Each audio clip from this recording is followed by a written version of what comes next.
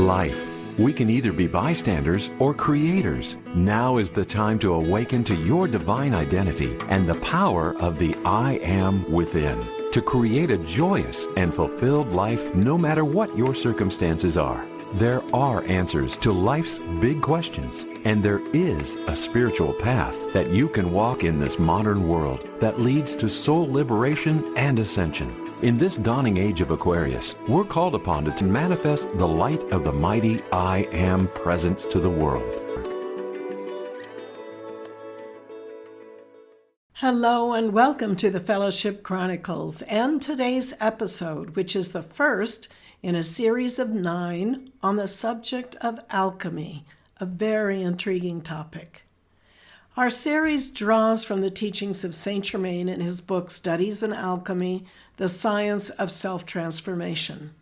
Each lesson builds upon the last, guiding us from the foundational laws of energy through the purpose and practice of alchemy to the climactic crucible of being, the transformation of the soul itself. Saint Germain's teachings here read like a bridge between mysticism and science. His description of energy transfer resonates with both quantum physics, energy exchange, resonance, and spiritual traditions of faith, prayer, healing. Whether one takes his words literally or metaphorically, the challenge is the same: to recognize that what we direct our energy toward grows, and that spiritual responsibility is inseparable from spiritual power. Have you ever wondered what really happened the night Jesus walked on the Sea of Galilee? Most of us have heard the story so many times that it's easy to let it drift into the realm of a fairy tale. A miracle, yes, but not something we could ever hope to touch. Saint Germain, in his book Studies in Alchemy, The Science of Self-Transformation, tells us a different way of seeing it. He says this wasn't Jesus breaking the laws of nature, but fulfilling them, living in tune with a higher law, what he calls the law of transfer of energy. He says, the light atoms composing the body of Christ absorbed at will an additional quantity of cosmic rays and spiritual substance, thereby making it as easy for him to walk upon the sea as upon dry land. In other words, Jesus wasn't defying reality. He was demonstrating what happens when spirit and matter work together. His body became radiant with light, and water itself bore him up. But the story doesn't end with Jesus. Remember Peter? He saw the Master on the waves and asked if he too could come. And for a moment he did. He too walked on water. The secret? For that brief shining moment, Peter's vision was locked on Christ. His faith connected him to the same current of divine energy. But when fear crept in, his body grew heavy again and he began to sink. But when he saw the wind boisterous, he was afraid, and beginning to sink, he cried, saying, "Lord, save me." And immediately Jesus stretched forth his hand and caught him. That's from Matthew chapter 14, verses 30-31. Saint Germain tells us this wasn't just a rescue. It was a transfer of energy. Christ's hand, extended in love, reestablished the flow and lifted Peter up again. The law was still in operation. Peter had simply lost touch with it. Another time, a woman touched the hem of Jesus' garment. Immediately she was healed. Jesus said, "Somebody hath touched me, for I perceive that virtue is gone out of me." Saint Germain points to this as another proof of the law.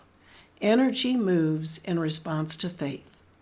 It is impersonal, impartial, like sunlight that shines on both the just and the unjust. God's love does not play favorites. It answers belief wherever it finds it. Now here's where the story turns serious. If energy can flow this way, it means it can also be misused. Saint Germain cautions, it is possible to wrest from the hand of God some of the secrets of governing forces of nature and controlling matter, even though the individual and motive be not absolutely pure. but let none ever think that one so doing shall escape from accountability. That sounds a lot like Paul's warning. Be not deceived, God is not mocked, for whatsoever a man soweth, that shall he also reap. Galatians 6:7. In other words, spiritual power is not a toy. To use it selfishly is to invite consequences we may not be prepared for. But to use it in love, for healing, for freedom, for the blessing of others, that is the true path of the alchemist. Now, we often think of alchemy as men in dusty laboratories trying to turn lead into gold. But Saint Germain redefines it. The word itself means all composition. And he says, alchemy, when properly understood, deals with the conscious power of controlling mutations and transmutations within matter and energy, and even within life itself. It is the science of the mystic and the forte of the self-realized man, who, having sought, has found himself to be one with God and is willing to play his part. This is not about gold coins in a chest. It's about transforming ourselves, fear into faith, weakness into strength, despair into hope. It is the inner science of becoming more like Christ, the greatest alchemist of all. Saint Germain urges us not to dismiss these teachings as too mystical or too grand. He reminds us that Jesus himself said, "He that believeth on me, the works that I shall do, he do also, and greater works than these shall he do." That means you and I are invited into the same law, the same flow of energy. We may not start by walking on water, but we can begin today with smaller acts of alchemy, transmuting anger into forgiveness, fear into trust, doubt into faith. Like Shakespeare wrote, and Saint Germain loved to quote, "Off then with the old, the decay, and the moldering mustiness, on then with the eternal vastness of an unfettered spirit." This first lesson in alchemy is simple but profound. Energy follows faith. What you fix your attention on, you empower. When your vision is locked on Christ, the light within you, even the stormiest waters can bear you up. And that is not a fairy tale. That is a law. The story of Jesus and Peter on the water reminds us that energy flows where faith goes. Whether we understand it as mysticism or science, the principle remains. We are responsible for the direction of our energy. To live as spiritual alchemists is to keep our gaze on the light so that what we empower grows radiant with divine purpose. Thank you for joining us today. And if you enjoyed this message, please subscribe and share. Until next time, be blessed and keep shining your light.